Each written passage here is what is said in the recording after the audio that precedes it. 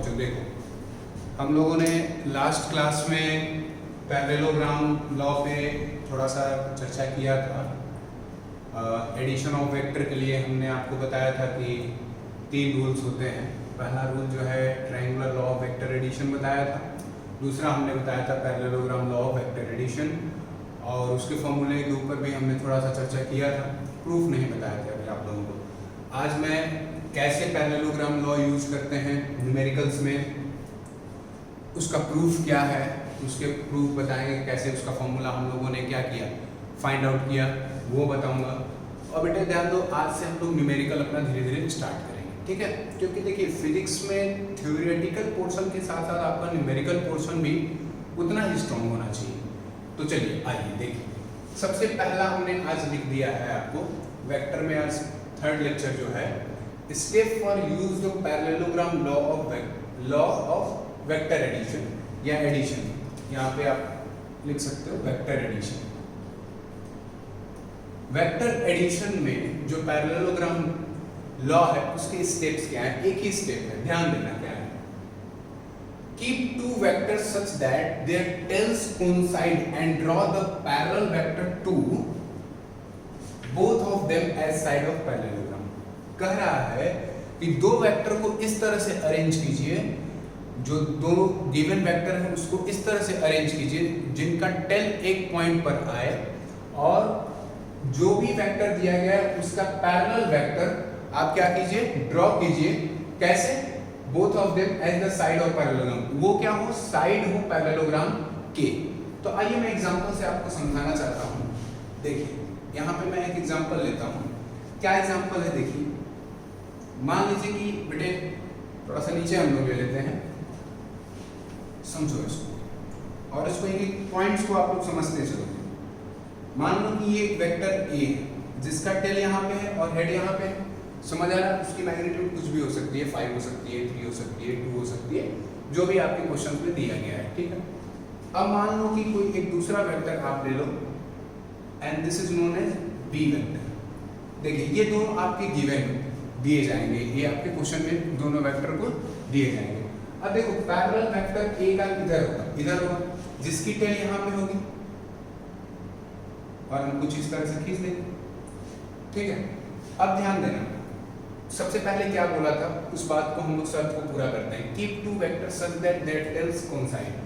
2 vector जो दिए गए हैं उनके टेल क्या हो, कोइंसाइड करते हो। देखिए एक ही जगह पे कोइंसाइड कर रहा है, एक ही पॉइंट पर आ रहा है, तो इसको बोलेंगे कोइंसाइड कर रहा है ए वेक्टर का टेल और बी वेक्टर का टेल। उसके बाद क्या बोला था, draw the parallel vector both of them, जो दोनों दिए गए हैं उनके पैरेलल वेक्टर आप ड्रॉ कीजिए। कैसे? As the side of parallelogram, side of parallelogram को वो फॉलो करें।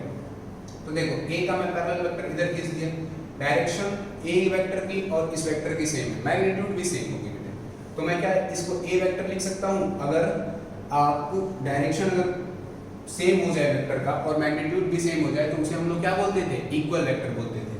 तो यहाँ पे ये ए जो है इक्वल वेक्टर हो गया किसके, इस ए गिवन वेक्टर के, और यहाँ पे भी जो बी की डायरेक्शन होगी सेम वही डायरेक्शन का खींचेंगे और सेम उसी मैग्नीट्यूड का खींचेंगे, और इसे बोलेंगे बी वेक्टर। तो देखिए इन दोनों वेक्टर के रिजल्टेंट क्या होगी। अभी एक पैरेललोग्राम बन गया, अभी एक पैरेललोग्राम बन गया बेटा, तो इसकी जो रिजल्टेंट होगी, और मान लो ए और बी वेक्टर के बीच में जो एंगल होगा, ध्यान दीजिएगा, फिर से मैं बता रहा हूँ आपको। कोई 2 वेक्टर दिए गए हैं, ए वेक्टर और बी वेक्टर, उन दोनों का टेल हमारा क्या होना चाहिए, एक पॉइंट पे कोइंसाइड होना चाहिए। ए वेक्टर और बी वेक्टर के बीच में जो एंगल बन रही है वो कितना बन रही है, थीटा बन रही है, सपोज कर लीजिए। फिर हम क्या करेंगे, नेक्स्ट स्टेप हमारा ये होगा कि ए वेक्टर के पैरेलल एक वेक्टर खींचेंगे जिसका मैग्नीट्यूड ए वेक्टर के इक्वल होना चाहिए। तो हमने ए वेक्टर के इक्वल ही ए कह दिया। क्यों कह दिया? क्योंकि मैग्नीट्यूड भी सेम हो गई और डायरेक्शन भी सेम हो गया। उसी तरह से बी का पैरेलल एक वेक्टर खींचेंगे, सेम डायरेक्शन सेम मैग्नीट्यूड का, और हम उसके क्या कह दिए, बी वेक्टर कह दिए। तो इसका जो रिजल्टेंट आएगा, यानी एडिशन ऑफ ए और बी वेक्टर आएगा, उसे हम लोग रिजल्टेंट बोलेंगे। रिजल्टेंट वेक्टर जो आएगा वो क्या होगा, डायगोनल ऑफ पैरेललोग्राम होगा। मैंने बताया अभी था, इसे बोलेंगे आप vector a plus vector b. बात समझ में आया? ये था आपका जो मैंने यहाँ पे लिखा था उसका मतलब, ठीक है? तो इसको आप अपने कॉपी पे लिख लेंगे। और हमेशा पैरेललोग्राम लॉ को यूज करने के लिए उसका क्या होना चाहिए, टेल टू टेल कोइंसाइड होनी चाहिए। और ए वेक्टर के पैरेलल दूसरा एक वेक्टर खींचो, यानी ए वेक्टर के पैरेलल उसके साइड खींचो पैरेललोग्राम का, और बी वेक्टर के पैरेलल उसका साइड खींचो पैरेललोग्राम का, और दोनों की मैग्नीट्यूड अगर सेम होती है तो बी वेक्टर के इक्वल बी लिख दोगे और ए वेक्टर के इक्वल ए लिख देंगे आप। और डायगोनल ऑफ पैरेललोग्राम क्या हो जाएगा, रिजल्टेंट वेक्टर आर भी आप कह सकते हो। रिजल्टेंट वेक्टर का मतलब addition of a vector plus b vector, और उसका मैंने कल आपको फार्मूला बता दिया था। R vector resultant vector is equals to क्या होता है, under root of A square plus B square plus 2ab cos theta. आज हम लोग उसी के ऊपर प्रूफ के ऊपर चल रहे हैं। तो हम लोग नेक्स्ट हेडिंग लगाएंगे बेटे, ये तो मतलब समझ गए। अब हम लोग हेडिंग लगाएंगे प्रूफ, और ये थोड़ा सा इंपॉर्टेंट सा है, आपके कभी कभी आप स्कूलिंग कर रहे होंगे तो उस पेपर में भी आ जाता है, तो अच्छे से समझेंगे, ठीक है। देखिए बहुत ही आसान है,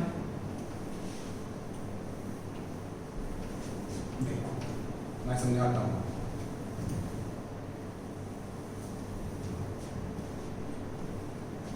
देखिए प्रूफ ऑफ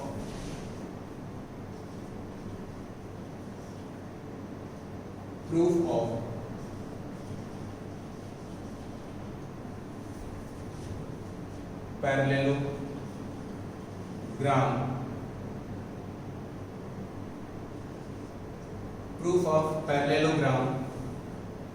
लॉ, इसको पैरेललोग्राम लॉ भी कहते हैं या parallelogram law of vector addition भी कह सकते हैं। शॉर्टकट में हमने लिख दिया है। इसको इस तरह से भी लिखते हैं, याद रखना, कहीं पे अगर ये बुक में दिख जाए तो घबराना नहीं। इसको क्या बोलते हैं, parallelogram law of vector addition, इस तरह से भी लिखा जाता है, इसके लिए घबराइएगा, ठीक है। सेम मतलब प्रूफ हम लोग करने जा रहे हैं।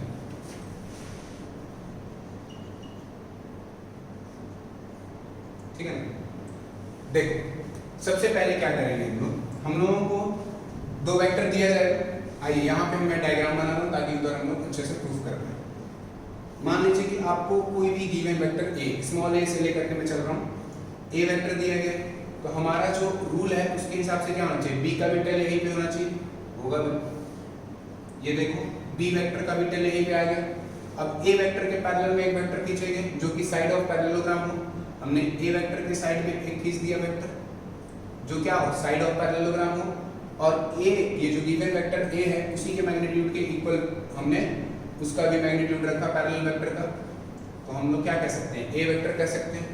उसी तरह से यहाँ पे बेटे पैरेलल टू बी वेक्टर खींचा और साइड ऑफ पैरेललोग्राम भी है, और मैग्नीट्यूड ऑफ बी वेक्टर जो गिवन वेक्टर है उसी के मैग्नीट्यूड के बराबर ही हमने ये क्या किया है, वेक्टर को खींचा, ड्रॉ किया। तो इसको मैं कह देता हूँ बी वेक्टर। यहाँ तक बात आपको समझ आई। हम कहते हैं फॉर द प्रूफ के लिए क्या करते हैं हम लोग, थोड़ा सा इसको क्या कर सकते हैं, इंक्रीज कर सकते हैं, बढ़ा सकते हैं, ठीक है। हमने क्या कर दिया, जो आपको अब देखिए थोड़ा सा नामकरण कर देते हैं पहले, तब आप समझ पाओगे अच्छे से। इसको अभी रुक जाओ, नहीं करना, कौन सा ऐड, ठीक है। ये आपको ए वेक्टर बी वेक्टर दिया है, नाम पैरेललोग्राम का नाम दे देते हैं ए बी सी और डी। पैरेललोग्राम क्या हो गया, ए बी सी डी। बात समझ आया बेटा। अब हम क्या करेंगे कि ए बी साइड को इंक्रीज कर देंगे, बढ़ा देंगे थोड़ा, उसकी मैग्नीट्यूड इंक्रीज कर देंगे पर डायरेक्शन चेंज रखेंगे। बात समझ में आया।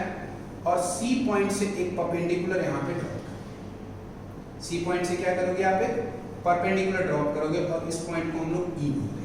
क्या बोलेंगे, ई बोलेंगे। अब बेटा जरा यहाँ पे ध्यान देना, बी का कंपोनेंट देखो, angle between a vector and b vector कितना होना चाहिए, थीटा होना चाहिए। इनिशियल एंगल कितना है, थीटा हम लोगों को दिया जाएगा। तो अगर ए बी वेक्टर के बीच में थीटा है तो यहाँ पर भी देखो हॉरिजॉन्टल के साथ बी का कितना एंगल बन रहा था, थीटा। तो यहाँ भी हॉरिजॉन्टल के साथ बी का जो पैरेलल वेक्टर बी है उसका एंगल कितना बनना चाहिए, थीटा ही बनना चाहिए। कितना बनना चाहिए, थीटा ही बनना चाहिए। फिर से एक बार इस डायग्राम को मैं आपको समझाता हूँ, ध्यान से दीजिएगा। मान लीजिए दो वेक्टर आपको दिया गया है, तो सबसे पहले क्या करोगे आप, टेल टू टेल दोनों वेक्टर को ज्वाइन करोगे। फिर क्या करोगे, ए वेक्टर का पैरेलल एक वेक्टर खींचोगे जो क्या हो, साइड ऑफ पैरेललोग्राम हो। फिर बी वेक्टर का पैरेलल खींचोगे जो वो भी क्या हो, साइड ऑफ पैरेललोग्राम। फिर क्या है कि angle between a vector and b vector is theta, आपको थीटा दिया गया है तो थीटा आप रख दोगे यहाँ पे, फिर नेम लिख दोगे पैरेललोग्राम का a b c d, okay. फिर साइड जो ए बी है या वेक्टर ए बी को थोड़ा सा इंक्रीज करेंगे यहाँ पे मैग्नीट्यूड वाइज, जब इंक्रीज करेंगे तो उसकी लेंथ बढ़ेगी, लेंथ बढ़ेगी तो सी से एक परपेंडिकुलर ड्रॉप करेंगे किसके ऊपर, ए बी वेक्टर के ऊपर, वहां का नाम आप क्या देंगे, ई देंगे, और जिसकी पॉइंट के ऊपर परपेंडिकुलर आता है बेटा वहां पे क्या बनता है, 90 डिग्री बनता है। अब जो साइड बी है इसके दो कंपोनेंट ब्रेक होंगे, एक तो बेटा ये कंपोनेंट ब्रेक होगा जो थीटा के साथ लगा है और एक जो थीटा के साथ नहीं लगा है, और मैं इसको इधर एक बार अलग से भी बना के आपको दिखा रहा हूँ। ये कुछ ऐसा है, आप सपोज कर लीजिएगा, ये जो मैं कंपोनेंट ब्रेक करने की बात कर रहा हूँ वो कुछ ऐसा है, इस तरह से आपका बी वेक्टर दिया गया, ठीक है बेटे, और ये आपको थीटा दिया गया। तो देखो इसका जो कंपोनेंट ध्यान दीजिएगा ये 90 है, क्लियर हुआ। अब जो हमने बताया था ना आपको कि अगर ये बी वेक्टर है तो कंपोनेंट या रेजोल्यूशन बताया था, रेजोल्यूशन ऑफ वेक्टर, तो आप क्या करोगे, जिसके साथ थीटा लगा हुआ है उसको क्या लिखते हैं हम, कॉस कंपोनेंट लिखते हैं, और जिसके साथ थीटा नहीं लगा हुआ उसको साइन कंपोनेंट लिखते हैं। उसको प्रूफ भी हमने किया था प्रीवियस लेक्चर में, लेक्चर नंबर 2 में। तो अगर नहीं समझ में आ रहा हो तो लेक्चर नंबर 2 एक बार देख लेना, बट मैं यहाँ पे फिर से समझा रहा हूँ। देखो ये राइट एंगल ट्राइंगल बन रहा है, देखो क्या नाम दे दो, ओ एक्स वाई दे देंगे, ओके बेटे, ओ वाई थोड़ा सा वाई, ठीक है। ओ वाई जो होगा वो क्या होगा, बेस ऑफ दिस ट्राइंगल होगा। तो ओ वाई अगर बेस ऑफ दिस ट्राइंगल होगा तो हम लोग क्या लिख सकते हैं, cos theta is equals to base upon hypotenuse, मालूम है ट्रिग्नोमेट्री से, तो बेस इज इक्वल्स टू क्या लिख सकते हैं बेटे, h hypotenuse into cos theta, और देखिए हाइपोटेनस अपने को कितना दिया गया है, b वेक्टर दिया गया, तो base is equals to b vector into cos theta हो जाएगा। यानी हॉरिजॉन्टल कंपोनेंट जो है, हॉरिजॉन्टल कहने का सेंस x एक्सिस जो कंपोनेंट है वो क्या आ जाएगा, b cos थीटा आ जाएगा बेटा। अब उसी तरह से परपेंडिकुलर कंपोनेंट, परपेंडिकुलर का मतलब ये वर्टिकल वाले के लिए अब देखेंगे तो उसके लिए sin थीटा लिया जाता है। तो sin थीटा को आप क्या ले सकते हो, परपेंडिकुलर अपॉन हाइपोटेनस, तो फिर परपेंडिकुलर क्या हो जाएगा, हाइपोटेनस इनटू sin थीटा, और हाइपोटेनस अपने पास कितना है, b है, तो क्या आ जाएगा, perpendicular p is equals to b sin theta. इसका मतलब ये परपेंडिकुलर वाले को हम क्या लिख सकते हैं बेटा, b vector sin theta. Same to same यही डायग्राम इधर बनाया गया है, बट हाँ यहाँ पे एक्सिस न लेकर के इधर परपेंडिकुलर कंपोनेंट लिया गया है और इधर बेस कंपोनेंट लिया गया। तो बेस कंपोनेंट BE का मैग्नीट्यूड कितना हो जाएगा, b cos थीटा हो जाएगा, और CE का कंपोनेंट कितना हो जाएगा बेटा, b sin थीटा हो जाएगा। अब आप लोगों को ये बात समझ में आ रही है अच्छे से, कोई डाउट नहीं होना चाहिए, नहीं है ना। अब ये वाला मैं मिटा दे रहा हूँ क्योंकि यूज नहीं है यहाँ पे, ठीक है। आप लोग अगर नोट करना चाहो तो अपने कॉपी में नोट कर लीजिएगा। बेस कंपोनेंट फिर से बता रहा हूँ कितना आ रहा है, b cos थीटा आ रहा है, और परपेंडिकुलर कंपोनेंट कितना आ रहा है, b sin थीटा आ रहा है बेटा, ओके। आइए अब देखिए, अब हम लोग प्रूफ करने चल रहे हैं, ठीक है, फॉर्मूले के ऊपर चल रहे हैं। जरा ध्यान दीजिए, जो रिजल्टेंट वेक्टर होगा बेटे वो क्या होगा, ये जो ब्लू लाइन से मैं बना रहा हूँ, वो सॉरी थोड़ा टेढ़ा बन गया, देखिए फिर से बना रहा हूँ।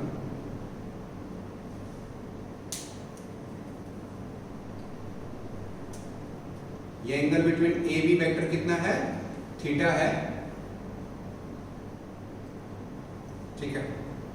हाँ अब देखो, मैं A to C ज्वाइन करूंगा डायगोनल, यही तो आपका रिजल्टेंट वेक्टर। अब रिजल्टेंट वेक्टर के नाम से जानो आप R वेक्टर है, क्लियर हुआ बात। तो देखिए अब यहाँ पे ध्यान दीजिए, यहाँ पे मैं प्रूफ यहाँ से स्टार्ट कर रहा हूँ, ठीक है ना, या इस तरह से ले लीजिए, हम लोग प्रूफ यहाँ से स्टार्ट कर रहे हैं। ट्राइंगल आपको कौन सा देखना है, ध्यान देना बेटा, राइट एंगल ट्राइंगल बन रहा है। इन राइट एंगल ट्राइंगल ACE, जिस पर मैं मार्कर मूव कर रहा हूँ, देखिए ये और ये, यानी ACE, ये एक राइट एंगल ट्राइंगल बन रही है 90 डिग्री कहाँ बन रहा है, सी पे बन रहा है। मैं डायग्राम इधर बना दे रहा हूँ, लिख भी दे रहा हूँ। इन right angle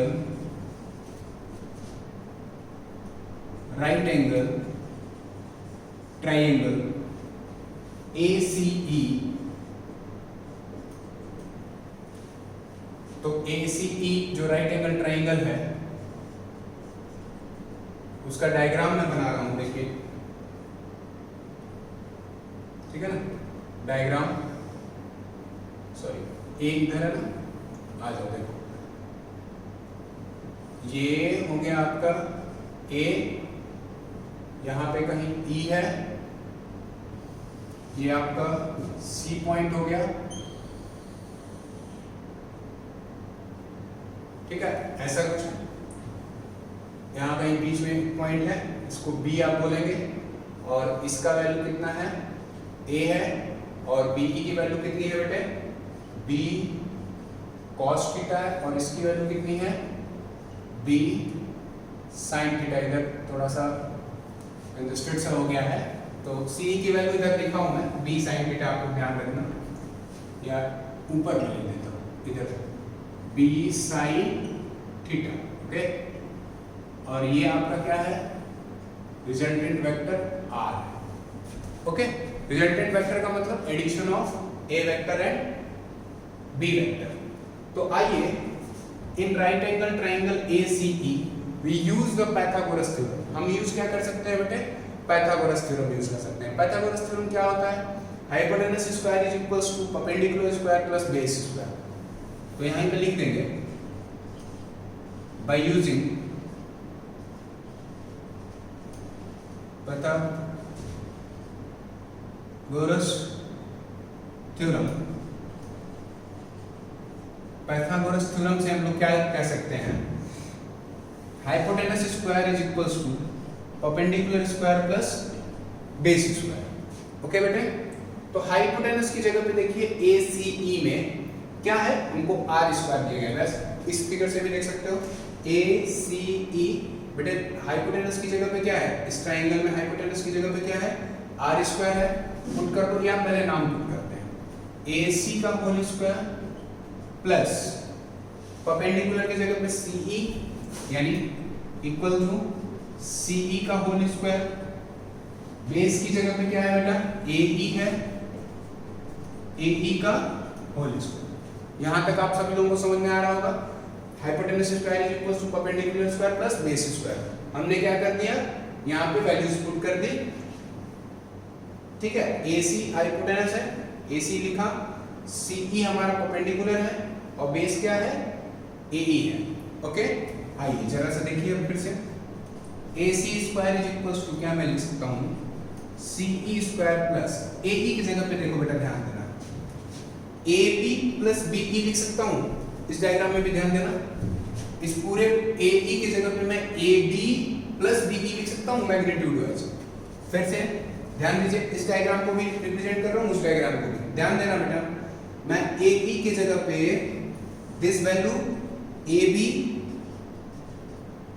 plus this value BE लिख सकता हूं, हाँ जी बिल्कुल लिख सकते हैं, ठीक है ना। तो आइए देखिए, हम क्या लिख देते हैं, AB प्लस BE का होल स्क्वायर, ओके, कोई डाउट नहीं होगा। तो अब AC की जगह पे हम लोग वैल्यू पुट करते हैं, तो क्या लिखेंगे आप, R square resultant square is equal to CE की जगह पे क्या है बेटा, B sin थीटा है ना, यानी B sin थीटा का होल स्क्वायर, ओके, प्लस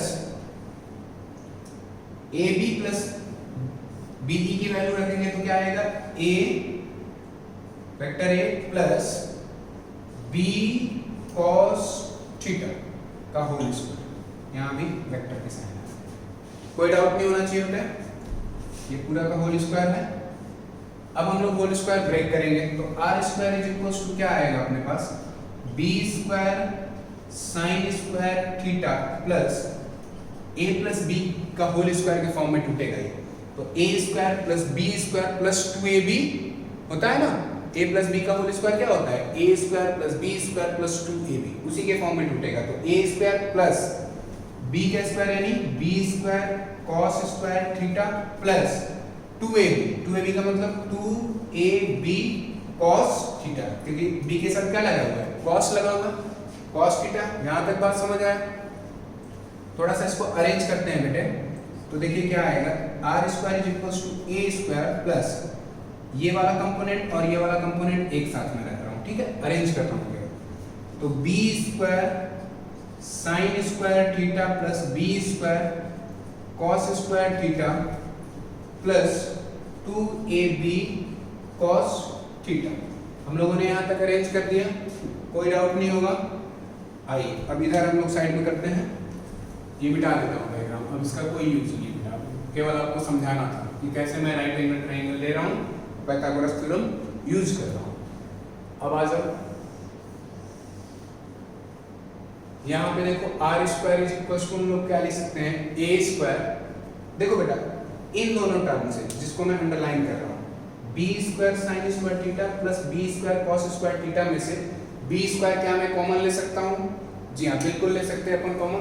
तो क्या आ जाएगा, बी स्क्वायर कॉमन ले लिया आपने, तो sign square theta plus cos square theta plus 2ab cos theta आपके पास बचेगा। थोड़ा सा स्पेस कम है बेटे, इसलिए अच्छे से ध्यान दीजिएगा, ठीक है।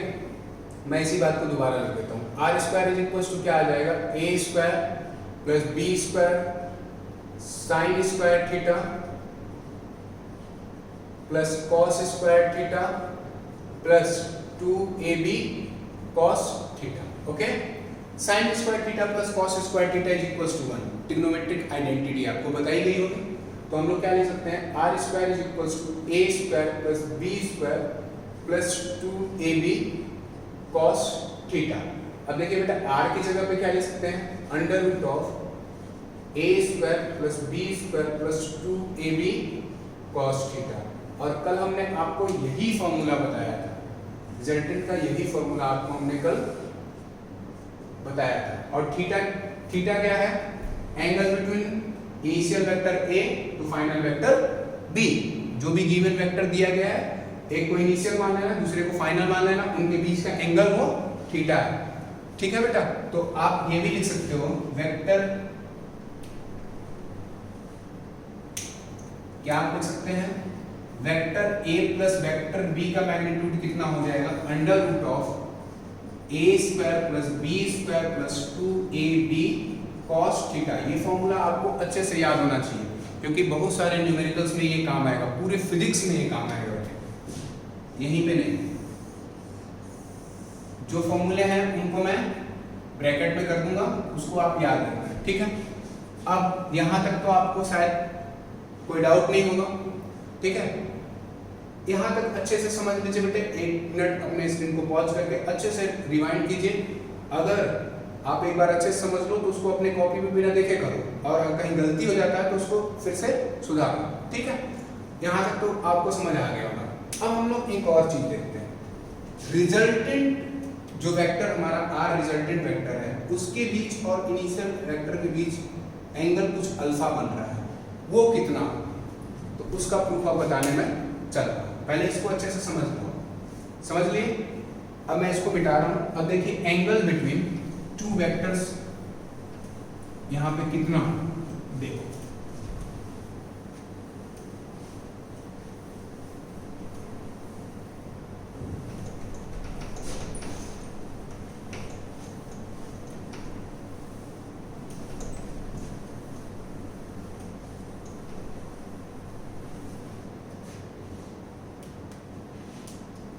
देखिए एंगल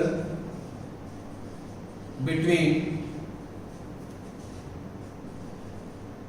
टू वेक्टर या रिजल्टेंट वेक्टर, ये भी लिख सकते हो, वो कितना होगा, जो अल्फा इधर एंगल हमने लिया है उसी के बारे में बात कर रहे हैं। अल्फा एंगल कितना होगा बेटे, ये देखो एंगल इन दोनों के बीच का जो एंगल होगा वो रिजल्टेंट वेक्टर के साथ पहला वेक्टर के साथ जो रिजल्टेंट वेक्टर के बीच में एंगल जो सबटेंड हो रही है वही निकालना है आपको। तो हम लोग क्या लिख सकते हैं बेटे, यहीं पे देखो tan अल्फा इस राइट एंगल ट्राइंगल देखिए ACE में हम लोगों ने tan अल्फा ले लिया, तो क्या होता है tan alpha is equal to perpendicular upon base, ठीक है ना।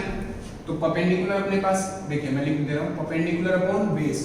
परपेंडिकुलर क्या है, यहाँ इन राइट एंगल ट्राइंगल ACE समझ जाइएगा, ठीक है ना। राइट एंगल ट्राइंगल से परपेंडिकुलर की वैल्यू लिख रहा हूं, इधर मैं लिख दे रहा हूं परपेंडिकुलर की वैल्यू है B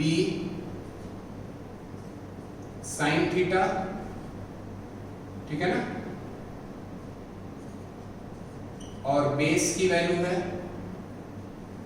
A plus B cos theta, ठीक है। तो यहाँ फॉर्मूले में पुट करेंगे आप तो क्या आएगा देखिए B sin theta upon A plus B vector cos theta.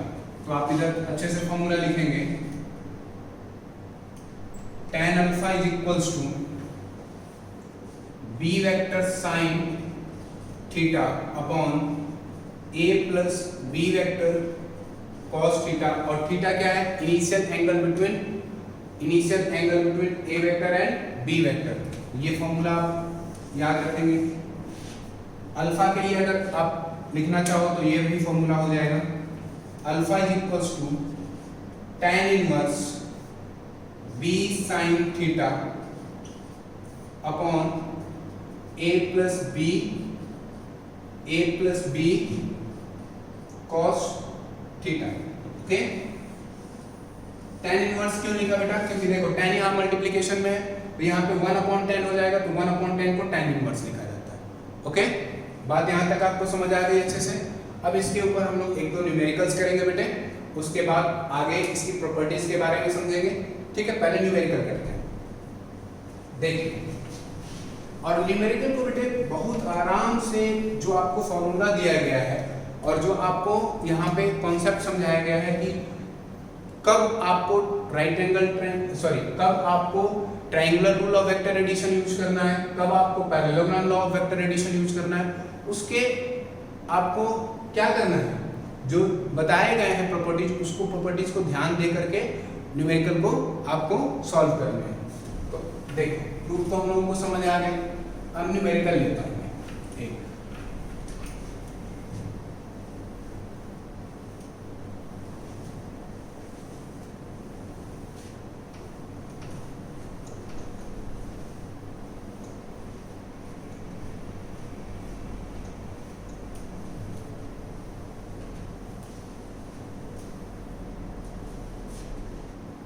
देखिए क्या है न्यूमेरिकल, क्वेश्चन लिख रहा हूं यहाँ पे, two vector of equal magnitude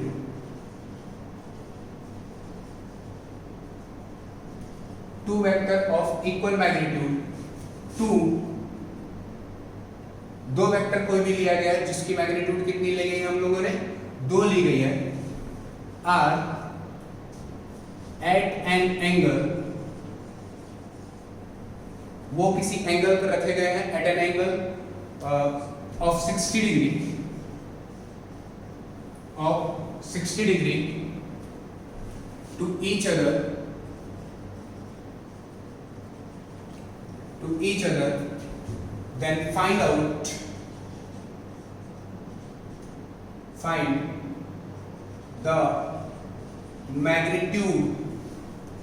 then find the magnitude of their sum, उसके सम को आपको बताना है, ठीक है। जब कभी भी ऐसे न्यूमेरिकल्स आएंगे तो सबसे पहले आप ये आदत डालो कि उसकी डायग्राम बनाओ। फिजिक्स में एक बात ध्यान रखना, एक्चुअल में बहुत सारे बच्चों को क्वेश्चंस समझने में प्रॉब्लम आती है, ठीक है, फिर उस क्वेश्चन को डील करने में प्रॉब्लम आती है। तो बेटे अभी से आप लोग अभी स्टार्टिंग किए हो 11th से, IIT जेईई बिल्कुल स्टार्टिंग से पढ़ रहे हो, नीट के लिए स्टार्टिंग से पढ़ रहे हो, एडवांस के लिए स्टार्टिंग से पढ़ रहे हो, तो अभी से एक आदत डालो कि जो भी न्यूमेरिकल आपके पास आए शुरू में तो उसको सबसे पहले डायग्राम में चेंज करो, और डायग्राम में चेंज करने के बाद सॉल्व करना स्टार्ट करो। इससे क्या होगा बेटे, आगे चल करके जब आप 12th में जाओगे या जब आप जेईई देने वाले रहोगे या आपको नीड दे रहे होगे, तो उस टाइम पे आपको बेनिफिट क्या होगा कि आप क्वेश्चन पढ़ने के साथ में आपके दिमाग में ही उसका क्या बन जाएगा, डायग्राम बन जाएगा। देन आफ्टर दैट आप अपने फॉर्मूले को, अपने थ्योरी को अप्लाई कर पाओगे, ठीक है। इसलिए अभी से याद रखा लो। देखो मैं कैसे इसको सॉल्व करूंगा, आप लोग भी अपने स्क्रीन को पॉज करके एक बार थिंक कीजिएगा, सोचिएगा सॉल्यूशन। अब आप सोचो कि क्या बोला है, two vector of equal magnitude. मान लो कोई भी दो वेक्टर है, एक वेक्टर ए है और दूसरा वेक्टर बी है, और उन दोनों की मैग्नीट्यूड कितनी दी गई है, 2 दी गई, कोई यूनिट नहीं दिया है। अब यूनिट मत यूज कर, दो वेक्टर मैंने ले लिए, सपोज कर लिया कि लेट, ऐसे कर लो, let there are two vector A and B, A और बी वेक्टर ले लिया, ठीक है, और मैग्नीट्यूड उसका कितना बोला है, 2 बोला है, हमने ले लिया, कोई दिक्कत नहीं। At an angle of 60 degree, वो दोनों कितने डिग्री पे हैं, 60 डिग्री पे, to each other. Then find out the magnitude of their sum. अब उसकी सम निकालिए। तो अब पहले, सबसे पहले तो ये सोचो कि सर हम लोग रूल कौन सा यूज करें, पैरेललोग्राम यूज करें या ट्रायंगल यूज करें। देखो जब टेल टू टेल ज्वाइन होगा तब हम लोग कितना एंगल बना रहे होंगे, 60 डिग्री। तो पहले, सबसे पहले पैरेललोग्राम के लिए मैंने क्वेश्चन, स्पेसिफिक क्वेश्चन पैरेललोग्राम के लिए दिया है। अगर ट्रायंगल के लिए देंगे तो वहां पे मैं दूंगा कि head of first vector is joint with second vector tail. First vector का हेड सेकंड वेक्टर के टेल से ज्वाइन हो रहा है, कुछ एंगल भी दिया जाएगा आपको, या डायग्राम वाइज दिया जाएगा, ठीक है। तो इसको आप, ये क्वेश्चन मैं स्पेसिफिकली किसके लिए दिया हूँ, आपके पैरेललोग्राम के लिए दिया हूँ, ताकि आपको प्रूफ कराया हूँ, अभी उसकी एप्लीकेशन भी आप सीखो। तो देखो पैरेललोग्राम के लिए सबसे पहले डायग्राम ड्रॉ करो। देखो हमारा ए वेक्टर था ना बेटा, हमने ए वेक्टर ड्रॉ किया, ये क्या था, बी वेक्टर था। हम क्या करेंगे, पैरेलल वेक्टर एक खींचेंगे, किसके मैग्नीट्यूड के इक्वल, ए के मैग्नीट्यूड के इक्वल। यहाँ पे बी वेक्टर क्या मैग्नीट्यूड के इक्वल खींच लिया। अब हमारा रिजल्टेंट वेक्टर क्या होगा, ये, और angle between at an angle of 60 degree, A और बी का एंगल कितना है, 60 डिग्री। समझ आई बात। तो अब हम इसको सॉल्व करने चलेंगे। तो सबसे पहले ये देखो, ये resultant vector r is equals to क्या हो जाएगा, vector a plus vector b। यहाँ तक बात आपको समझ में आ रही होगी।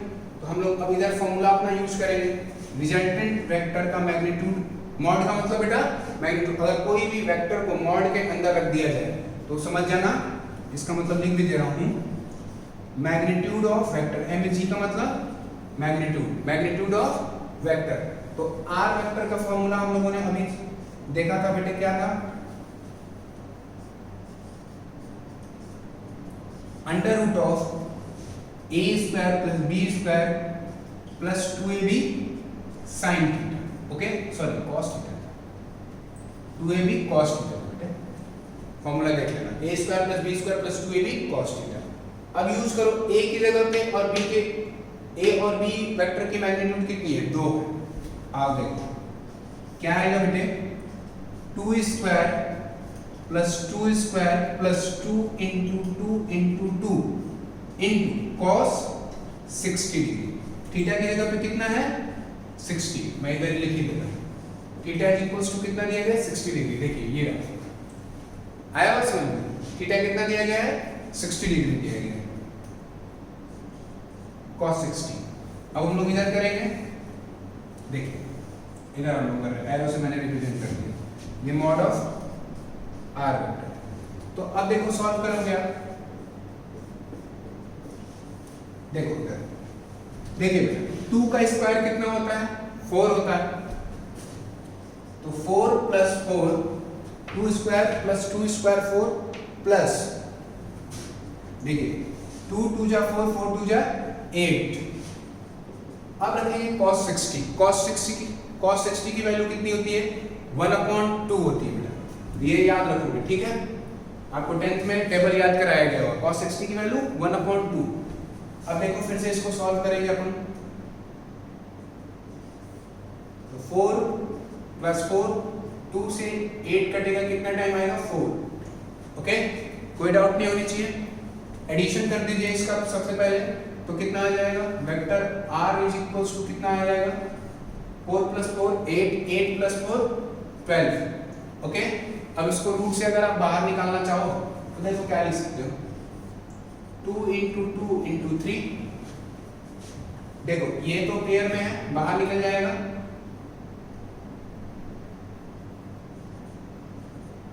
पेयर में है, एक बाहर निकलेगा, यानी 2√3 is the correct answer of resultant magnitude. Resultant vector के मैग्नीट्यूड की वैल्यू कितनी है, यानी a vector plus b vector का मैग्नीट्यूड कितना है, 2√3 है। अब बेटा हम लोग एंगल भी निकालते हैं, हम लोग एंगल भी इसमें सीख लेते हैं, magnitude of their sum and their angle question में हम लोग अगर इंक्लूड कर लेते हैं। तो आओ देखो, tan अल्फा का फॉर्मूला क्या था, b sin theta upon a + b cos theta, जरा हम लोग यूज करते हैं, ठीक है।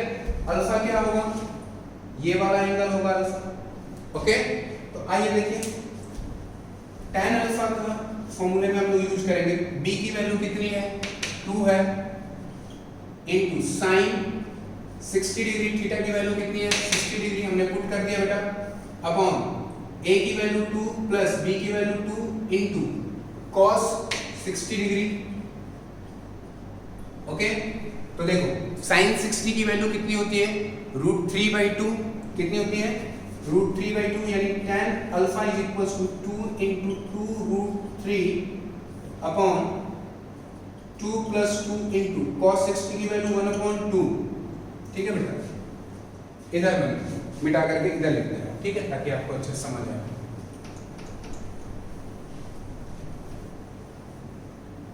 देखिए tan alpha is equals to, मैं अभी वैल्यू पुट नहीं कर रहा हूं, 2 sin थीटा यानी 60 डिग्री अपॉन 2 + 2 cos 60 डिग्री। यहां तक बात समझ आया। अब पुट करो वैल्यू, 2 × sin 60 की वैल्यू √3/2 अपॉन, यहाँ पे गलत लिख दिया था बेटा, √3/2, ठीक है, sin 60 की वैल्यू √3/2। अब क्या आ जाएगा, 2 + 2 इनटू cos 60 की वैल्यू 1/2। देखिए ये 2 से 2 कैंसिल, इस 2 से 2 कैंसिल, यानी क्या बचेगा, अब ध्यान देना, √3/1 upon 2, it means to say that √3/2 बचेगा, यानी tan अल्फा की वैल्यू √3/2 बचेगी। सिंपल यही तक आप छोड़ दो, ठीक है। क्वेश्चंस में आपको √3/2 की वैल्यू दी जाएगी और उससे आप वैल्यू देख लोगे कि कितना आ रहा है, ठीक है, ये एग्जैक्ट वैल्यू नहीं आ रहा है। समझ आई बात, यहाँ तक समझ में आया। तो बेटा देखो, न्यूमेरिकल में सबसे पहले क्या किया जाता है कि जो डाटा आपको दी गई है वो लिखो और उसका डायग्राम बनाओ। डायग्राम बनाने के बाद जो थ्योरी आपको पढ़ाया गया है उसी थ्योरी को अप्लाई करना है। फिर उसको हम लोग क्या करते हैं, फॉर्मूले में जो भी हम लोग को क्वेश्चन में डाटा दिया जाता है, यानी जो गिवन होता है, उसको अप्लाई करते हैं। हमने अप्लाई किया, फिर सॉल्व किया, सॉल्व करके आंसर निकाला, दोनों बात समझ में आया। आज हम लोग यहीं तक पढ़ेंगे, ठीक है। नेक्स्ट लेक्चर में हम लोग प्रॉपर्टीज ऑफ पैरेललोग्राम पढ़ेंगे। प्रॉपर्टीज ऑफ पैरेललोग्राम पढ़ने के बाद polygon law of vector addition पढ़ेंगे और सबट्रैक्शन पढ़ेंगे। ओके बेटे, आज के लिए थैंक यू। और बहुत सारे न्यूमेरिकल पैरेललोग्राम लॉ पे आप लोग करोगे। एचसी वर्मा अगर फॉलो करना चाहो तो एचसी वर्मा करो, डीसी पांडे फॉलो करना चाहो डीसी पांडे करो, या एनी अदर बुक जो आपको अच्छी लगती है वो फॉलो कीजिए। बट क्वेश्चन न्यूमेरिकल खूब सारे करना, क्योंकि मैं टॉपिक कंप्लीट करने के बाद या टॉपिक बीच में ही जब रहेगा तो आपको असाइनमेंट भी भेज दूंगा, ठीक है। Thank you for today.